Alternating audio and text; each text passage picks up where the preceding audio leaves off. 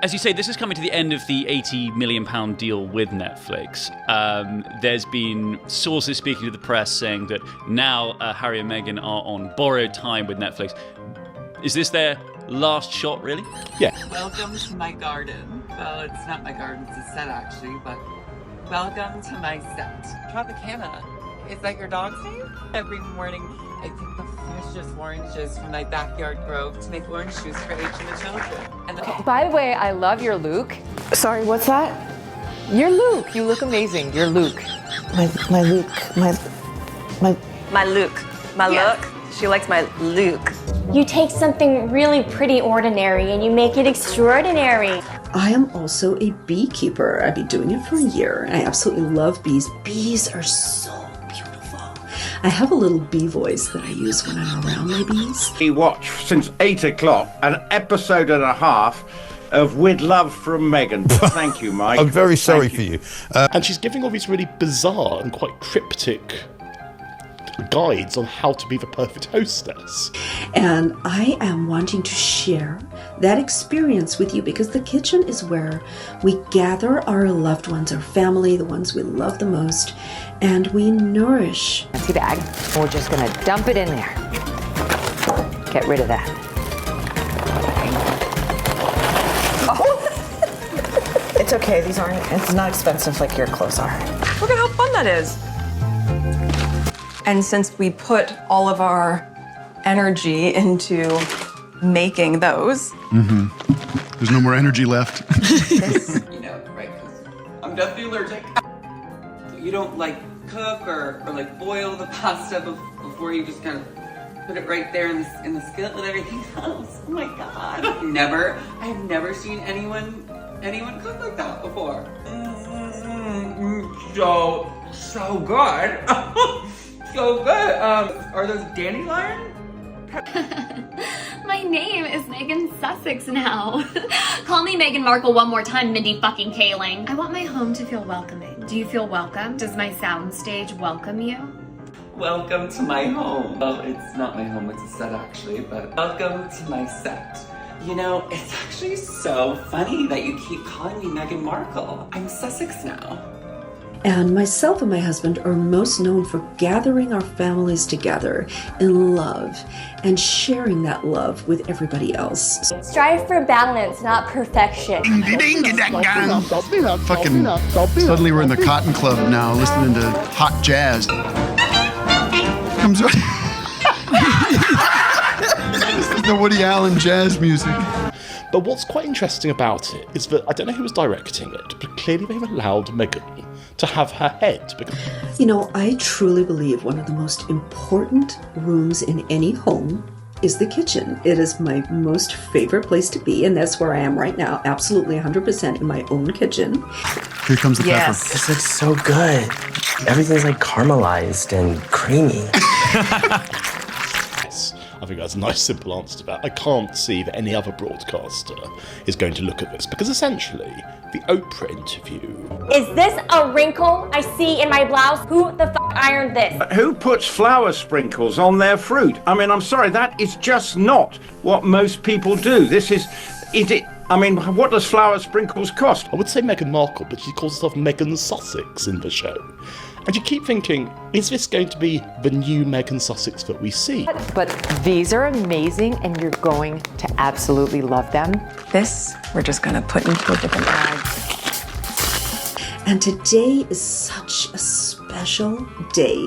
I told you to iron this shirt 10 times. It looks like you only ironed it 9. It says that she's going to have pretzel bags made up, and they're individually personalised pretzel bags. They're spectacular. Wow. Yeah. You bought those. Did you go and buy them in the store? Well, I mean, they were purchased for you. That's the important thing. Yeah. The red chili flakes. Here it comes. There we go. Suddenly it's the big chill. I'll show you the pretty plating. What better way to kick off the show than with one of my favorite pastimes? Bath salts. This isn't the bath salts I was talking about. And one of them actually said to me, "We're not going to stop until you leave her alone." I was thinking, we could be here a while. Sugar, oh, honey, honey, I think I have the best rhythm. You want to slice of blueberries? Have you ever seen kids eating blueberries? Their faces and hands are covered in blue juice. Now slice the blueberries. What the heck for? Maximum impact. I guess it doesn't matter when the maid will clean the kitchen, the nanny will clean the kids. The comedy masterpiece that started it all was South Park's episode called The Worldwide Privacy Tour, and it hit harder than a freight train. The show created these fictional characters called the Prince and Princess of Canada, who were obviously meant to be Harry and Meghan, but the similarities were so spot on it was impossible to miss. Hi, oh my God, it's been so long, Miss Meghan Markle. Sorry, Meghan Sussex. I had no idea that was the last name. I love that. These animated versions kept screaming about wanting privacy while literally going on a worldwide tour to talk about how much they wanted to be left alone. The irony was so thick you could cut it with a knife. The episode showed the fake royal couple complaining about media attention while simultaneously doing everything possible to stay in the spotlight. They'd give speeches about being victims while marketing themselves at every opportunity. Those pretzels in my room, so good. I mean, those almost will set you back. With the little label and the plastic. They didn't have peanut butter in them though. South Park didn't need to exaggerate much because the real situation was already ridiculous enough.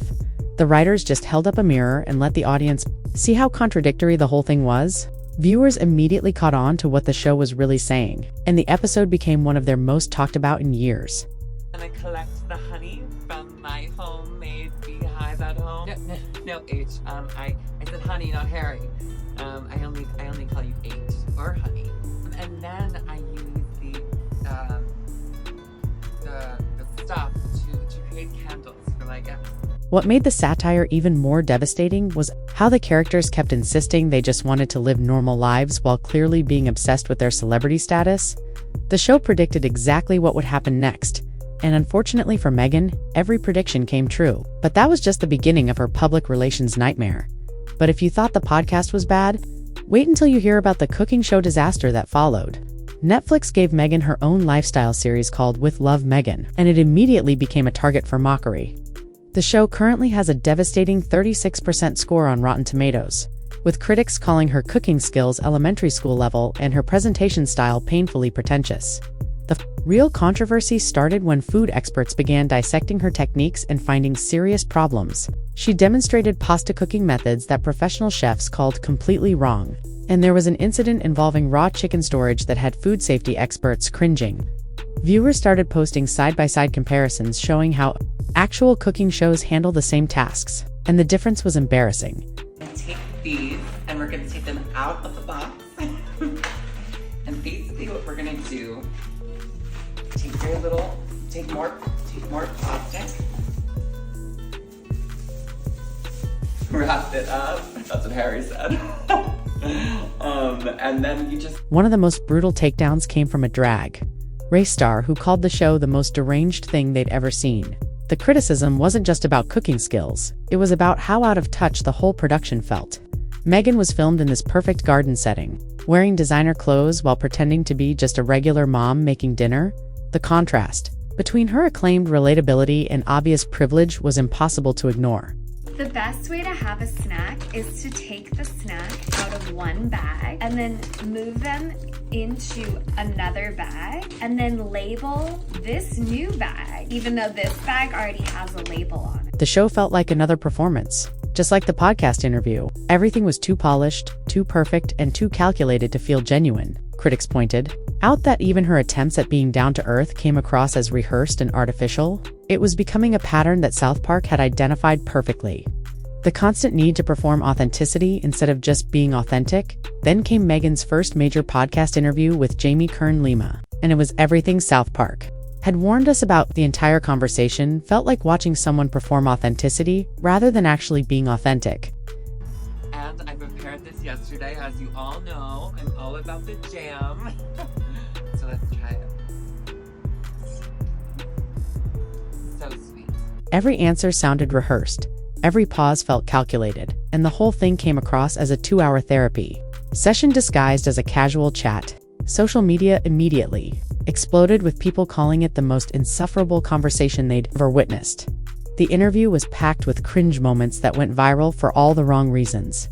Meghan talked about writing secret emails to her children every night that she plans to give them when they turn 18. People immediately started joking about how terrifying it would be to receive 40,000 emails from your mother as a graduation present. She also kept using motivational buzzwords like growth, authenticity, and empowerment, but they felt forced and robotic rather than genuine. I like to put a beautiful little label on it. It's so darling. Always pick fresh flowers right outside your window. If you have a garden outside, you don't. Every sentence seemed designed to trend on social media or end up on an inspirational poster. The conversation felt less like someone opening up and more like someone carefully managing their public image. Viewers started pointing out how the interview proved exactly what South Park had been saying about the couple's obsession with controlling their narrative. The timing couldn't have been worse because it made the cartoon's predictions look prophetic. One of the most mocked aspects of the podcast interview was Meghan's overuse of the word yet during her answers. She kept ending statements with yet, as if it made everything sound more profound and hopeful. Social media immediately turned it into a meme, with people adding yet to the end of random sentences to mock how repetitive and meaningless it had become. The word was supposed to convey this sense of ongoing growth and possibility, but because she used it so frequently, it lost all impact and started sounding like a verbal tick. I made these yesterday. I just love feeding people. Oh, I almost forgot. A little flour dust.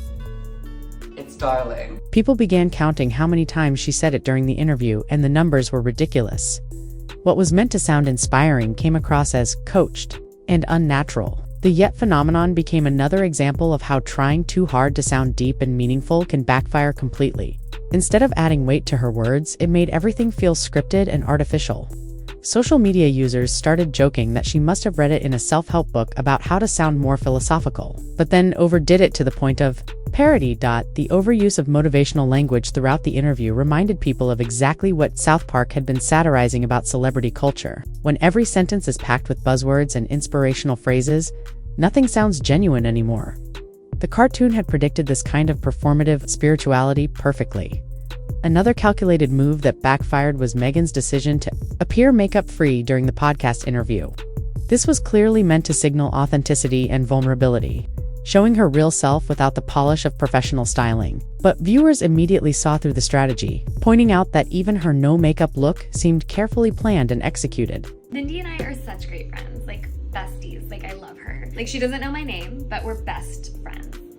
The problem wasn't that she chose to go makeup-free. It was how the choice was presented as this bold, authentic moment when it felt like just another part of a carefully crafted image. People started noting how the lighting was still perfect, her skin looked flawless, and the whole setup suggested professional preparation even for the supposedly natural look.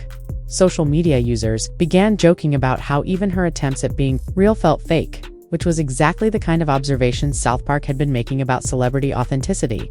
The episode had shown characters trying so hard to appear genuine that they ended up looking more artificial than if they'd just been honest about their image management.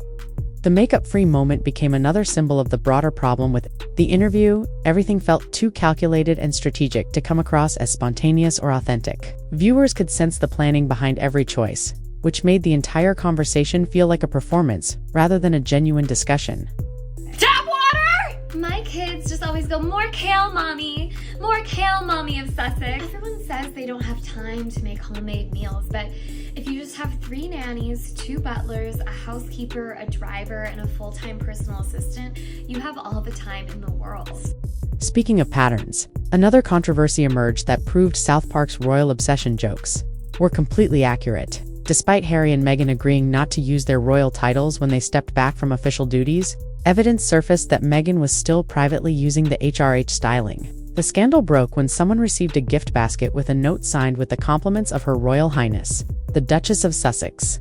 This revelation was particularly damaging because it showed that even in private, Meghan couldn't let go of the royal connection she publicly claimed to want distance from. The gift basket incident became a symbol of everything South Park had been mocking about her character. She wanted to have it both ways, criticizing the royal family while still clinging to the status and titles they provided. Royal experts pointed out that using the HRH title after stepping back was not just inappropriate, it was potentially embarrassing for everyone involved. The incident suggested that, despite all the public statements about wanting freedom and independence, there was still an obsession with royal status that couldn't be hidden. South Park's portrayal of characters who couldn't decide what they actually wanted was looking more accurate by the day. I think that was another bee. There's like a lot of bees in here. You brought the beehive inside to make candles?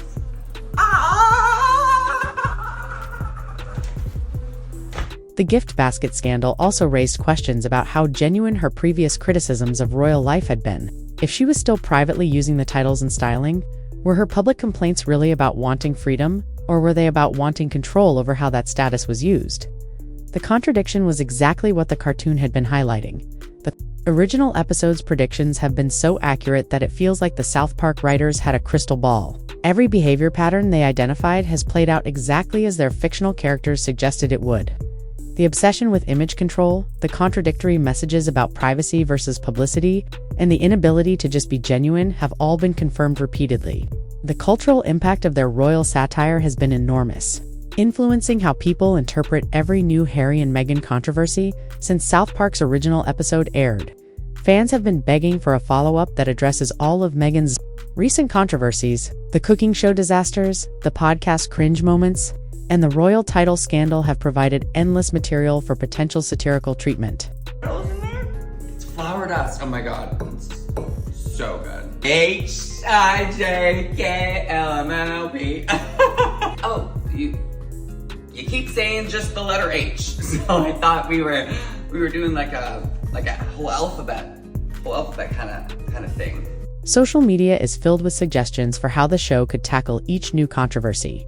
Industry insiders suggest that South Park's portrayal helped shape public perception in ways that are now affecting her career prospects. The cartoon identified personality traits and behavior patterns that audiences find off-putting, and subsequent real-life examples have reinforced those negative impressions. The show essentially provided a blueprint for critics to use against her. The Streisand effect has also played a role, where attempts to control the narrative and appear authentic have only drawn more attention to the perceived artificiality. Each new project or interview seems to generate more criticism rather than improving her public image. The pattern South Park identified has become self-reinforcing. What makes this situation particularly challenging is that the original satirical portrayal has proven so accurate that it's become a lens through which everything else gets interpreted. New controversies get filtered through the framework the cartoon established, making it harder to escape the negative characterization. The ongoing saga also demonstrates how social media and public opinion can amplify satirical portrayals into lasting damage to public figures. What started as a cartoon episode has become a reference point that influences how millions of people interpret real events. The power of effective satire to shape public discourse has rarely been demonstrated so clearly. As Meghan continues to navigate her post-royal career, the South Park shadow looms over every new project and public appearance. The cartoon's predictions have been so accurate that people actively look for confirmation of the behavior patterns it identified. Whether she can break free from this cycle or will continue providing material for future episodes remains to be seen, but one thing is certain. South Park's royal takedown has become one of the most prophetic pieces of television satire ever created. When South Park decided to absolutely obliterate Harry and Meghan in their brutal takedown episode, nobody expected it would become a crystal ball predicting every cringe moment that followed. Fast forward to today, and Meghan's latest disasters have proven the show was more accurate than anyone imagined. From her catastrophic cooking show to that insufferable podcast interview, South Park didn't just roast them. They exposed a pattern that keeps getting worse. What happened next will shock you because this rabbit hole goes deeper than you think.